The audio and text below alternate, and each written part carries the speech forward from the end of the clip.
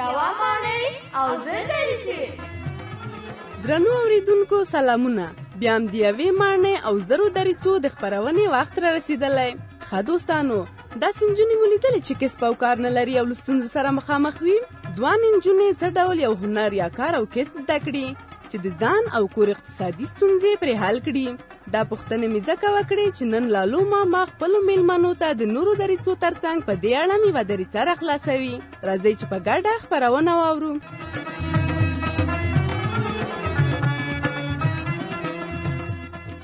اوف، ټوله ورځ بیکاره یم، نوره له ژونده ستړې شوې یم. اوهو، ستاره خور مې ویل داسې د کوټې په کونج کې جګر خونه ناسته ده. صبر نږدې ورشم. دا څه ژوند دی؟ هېڅ مې نه خوښېږي. شپه شي، ورځ شي، له زړه تنګونه به مړه شم. ستارې خورې، خیرت خو دی؟ ولې د کوټې په کونج کې داسې خفه او خواشینه ناسته یې؟ څه خبره شوې؟ پوښتنه مه کوه یوسفه وروره، له ژونده ډېره په تنګ یم. حیرانه یم څه وکړم، او د وږمې خورلنې لپاره مې هم خفه یم. ولې په وږمه خورلنه دې څه شوي دي؟ وږمه ټوله ورځ ګوښه ناسته وي، ژاړي. څو ورځې مخکې یې ډاکټر ته بیولې وه. ډاکټر ورته ویلي چې ژور خفګان ورته پیدا شوی. هېڅ اندېښنه مه کوه خور جانې، راځه چې ماڼۍ ته لاړ شو، له لالو ماما پوښتنه وکړو. له هغه سره د دې ټولو ستونزو د حل لارې شته. نه یوسفه وروره، زړه مې نه کېږي چې چیرې لاړه شم. داسې خو نه کېږي چې تا یوازې پرېږدم. راځه چې ځو، فکر به دې بدل شي. چې ته دومره راته شلی یې، نو سمه ده، ستا په خاطر به لاړه شم. ستارې خورې، ماڼۍ ته خو راورسېدو. هغه د لالو ماما د ماڼۍ په دروازه کې ولاړ دی. هو وروره، راځه چې نږدې ورشو. اوهو، زما خوږو میلمنو، زړه ته نږدې میلمنو، ستړي مه شئ، په خیر راغلی. ته ستړی مه شې. ستارې جانې، خیرات خدای، ولې خفه ښکارې؟ لالو ماما، ستاره خور مې په کور کې یوازې خفه ناسته وه، ما په زور راوسته. خدای خبر څه پرې شوي. لالو ماما، ته ما اول ماڼۍ ته دننه بوځه، بیا به ټوله کیسه درته وکړم. سمه ده، زوره ورو، ځئ چې ځو.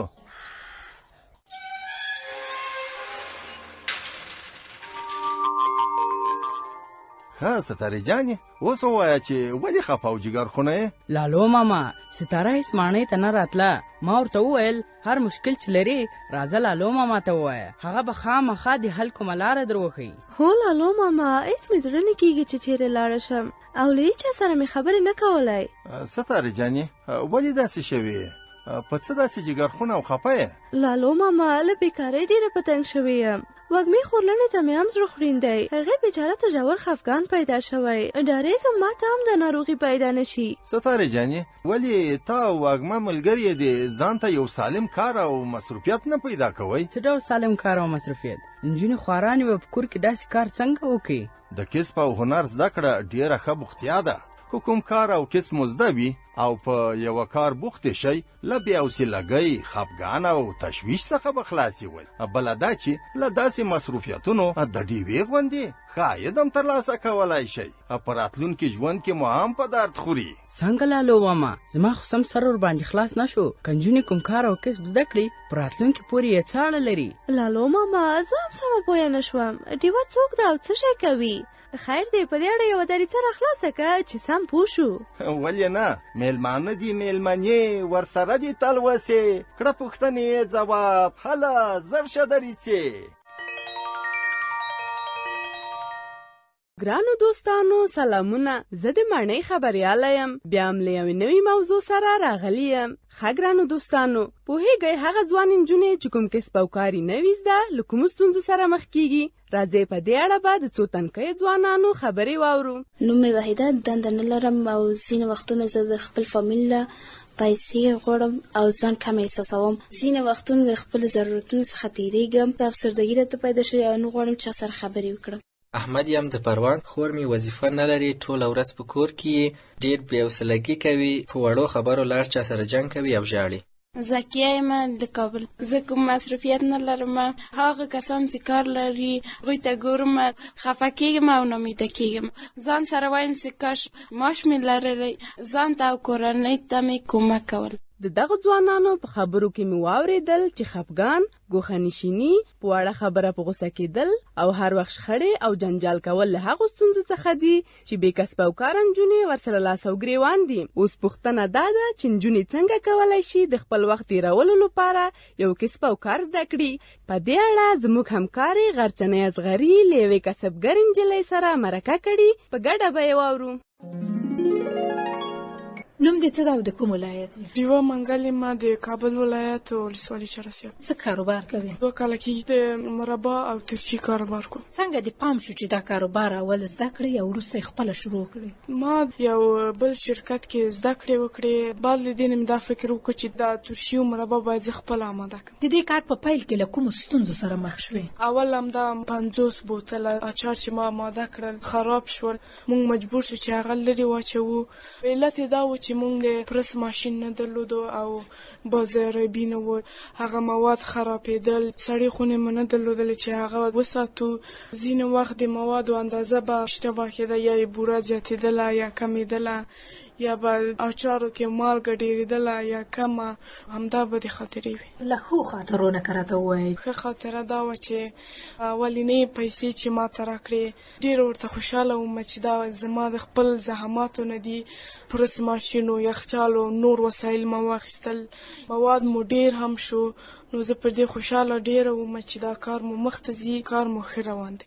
د موادو اندازې ته مو ډېر دقت کوو چې زیات او کمه نشي. پلار او ورونه مې مشتریان پیدا کړي زموږ محصولاتو ته، موږ وکولی شو خپلې ستونزې تر یو حده حل کړو. د کار په پیل کې مو آیا ضرر هم کړی؟ د دغه کار په پیل کې مو ضرر کړی دی چې 50 بوتل چې خراب شول. هفته کې مثلا موږ 50 بوتله جوړ کړل، هر څه چې موږ مصرف کړی وي نو 2,000 افغانۍ. ما دغه ضرر وکړو، نا امیده نه شوم ترنه. ما فکر وکړ چې باید ښه دقت وکړم او چې بیا ضرر ونه شي او کار مو ښه مخته لاړ شي. د دې کار د پیل لپاره د څنګه خپلې کورنۍ ته قناعت ورکړ؟ خپله کورنۍ ته قناعت ورکړو. ما 2 کاله هلته شاګردي وکړه، خپله مې زده کړه. بعد له دې نه پلار ته مې مور ته مې ورته ویل چې کار زه خپله شروع کوم. مور مې هم را سره کار کوه، پلار هم راته اجازه وکړه. د کور کوم غړي له تا سره مرسته کوي؟ په پیل کې مور مې مواد اماده کولو کې ما سره مرسته کوله، پلار مې بازاریابي کوله او مشتریان یې جذبول، او ورور مې خام مواد له بازار راوړل. په څومره پیسو مو دا کاروبار شروع کړ؟ په 2,000 افغانۍ ما شروع کړل. هغه زما خپل وی چې ما خپل هلته شاګردي کوله او هلته یې ما ته پیسې راکولې. اوس مو سرمایه څومره ده؟ په یو کال کې 1.5 لک افغانۍ زموږ سرمایه ده. د دې کار له پیلولو نه مخکې مو ژوند په اقتصادي لحاظ څه ډول و؟ مخکې له دې نه چې دا کار زه پیل کړم، اقتصادي حالت مو ډېر بد و، پلار مې کار نه و، کور مصارف مو ډېر و. مخکې له دې چې دا کاروبار شروع کړې تا ژوند څنګه و؟ مخکې له دې نه زه بېکاره وم او یوازې کور په کارونو کې بوخته وم. ما خپله عاید نه درلوده، افسردګي ما ته پیدا شوی، چا سره مو خبرې نه کولې، ګوښه‌ګیره وم او ډېر بد حالت ما تیر کوم. او اوس چې دا کار کوم او مصروفه یم، اقتصادي حالت مو اوس ښه شوی دی. زه خپله خودکفا شوم، 20-30% مصارف د کور زه ورکوم، د ورونو مصارف ټول زه وباسم. د مشتریانو د جذب لپاره مو کوم کارونه ترسره کړل؟ په پیل کې مو خپل محصولات مو چې اماده کړي ول، دا نږدې دوکانونو ته زما پلار نمونه وروړه او هغوی خوښ کړل، هغوی خرڅ کړل او مشتریان پیدا کړل. موږ سره قرارداد وکړل، ډېر مواد موږ نه ویوړ. یوازې د کورنۍ په مرسته دا کاروبار کوي که نور کسان هم د سره کار کوي؟ د کورنۍ ترڅنګ مې 10 نجونې دي چې سهار 8 بجو نه تر 4 مازدیګر دلته راځي کار کوي. په هفته کې 500 افغانۍ ورکوو. 3 میاشتې 4 میاشتې هغوی باید شاګردي وکړي. بعد له دې نه بیا د موادو په اماده کولو کې موږ سره مرسته کوي. په کوم فصل کې مو ډېر کاروبار کوي؟ ټول کال کې زموږ کاروبار ښه چلیږي. ډېر په ژمي کې روژې میاشت کې چې کاروبار ډېر دی. د ترشي او مربا د چمتو کولو لپاره کومو موادو ته اړتیا ده؟ د مڼې مربا د هغې لپاره بوره، مڼه او لیمو اړتیا ده.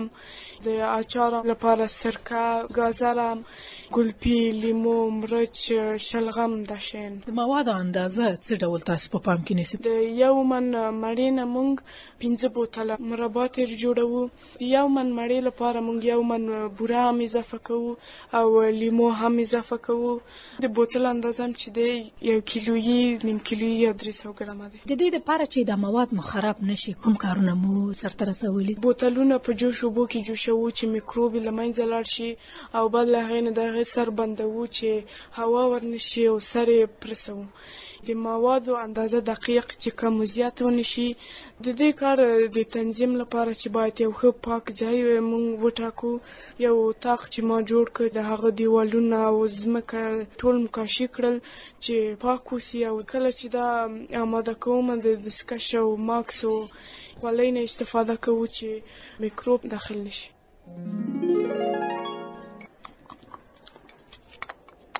درنو دوستانو دلته راغلي یو چې ډیوه جان موږ ته عملاً د مڼې مربا جوړوي. وګورو چې کوم کارونه ترسره کوي. په پیل کې څه کوي؟ اول مواد مو آماده کړي دي چې اوس ګاز بلو ګور باندې کدو.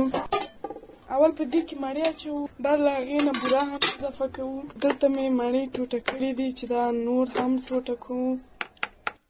دا مڼې څومره دي؟ 3 کیلو مڼې لپاره موږ 3.5 کیلو بوره اچوو.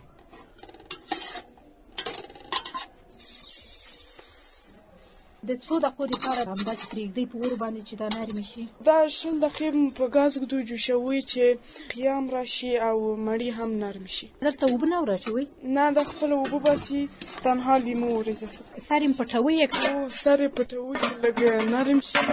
چې لږ نرم شو بیا یې سر خلاصوو. او وروسته له 20 دقیقو چې ملا لرې کړې بیا څه کوئ؟ ومې لیدو چې دا مواد نرم شول.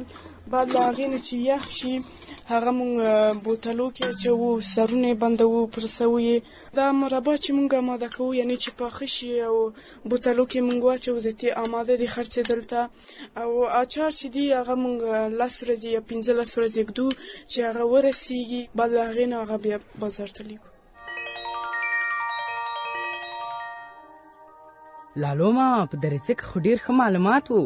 رښتیا هم هغه نجونې چې کار او کسب یې زده وي په کورنۍ کې خوشحاله ژوند کوي. هو یوسف وروره، ښه شو چې زه د ماڼۍ ته در سره راوستم. پر دې پوه شوم چې زه او زما خورلنه وږمه هم څه ډول یو کار پیل کړو چې عاید ورنه ترلاسه کړو. ښه دی خورې چې خپلو ستونزو ته د حل لاره پیدا کړه. آفرین زما خوږو مېلمنو، ښه شو چې تاسې پوه شوئ. لالو ماما ډېره مننه چې داسې دریڅه دې راته راخلاصه کړه.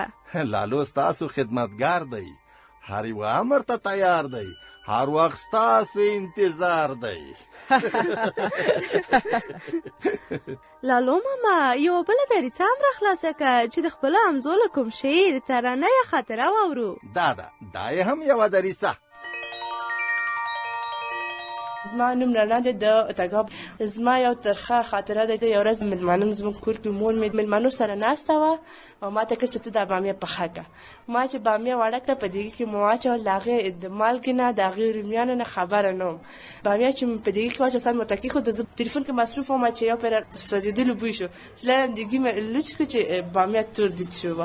نور ما هغې نه پند واغوستو چې نو باید په هر شي کې بېغوري ونه کړم، باید دقت ولرم. یو شي ته مې دقت وسي دیگه کوم باید اشپزی ته می فکر وسیږي، که درس ته می فکر تور دقت باید درس ته وسیږي. ډیره ښه خاطره وه. دې خورکۍ خو له ناپامۍ څخه دیګ سوځولی و. هو وروره، خاطره زما هم ډېره خوښه شوه او په ډېرو خبرو پوه شوم. د ډېوې خبرې مې هم ډېرې خوښې شوې. ډېره باجرته او هوښیاره نجلۍ وه. دا ټول معلومات به خپلو ملګرو ته هم ووایم. زه به مې هم خورلنو ته د ډېوې د کار او د کسب کیسه وکړم. آفرین خوږو مېلمنو، همداسې وکئ. لالو ماما که اجازه دې وي موږ به هم کور ته لاړ شو. سمه ده، ورځئ نو. د خدای په امان لالو ماما. ورځئ، په مخه مو ښه شه. ګرانو همزولو، تاسو د یوې ماڼۍ او زرو دریڅو خپرونه واورېده چې غرڅنۍ اصغري د افغانستان په تعلیمي مؤسسه کې په دري ژبه لیکلي او محمد عارف رحیمي په پښتو ژبه ژباړلې او جوړه کړې وه. که تاسو هم غواړئ چې کیسې، جالبې خاطرې، شعرونه او ترانې موږ ته راولېږئ چې موږ یې په خپرونه کې درته خپرې کړو، نو زموږ د ټلیفوني اړیکو شمیره ده 0 240 1501. زموږ نړۍ زموږ راتلونکی.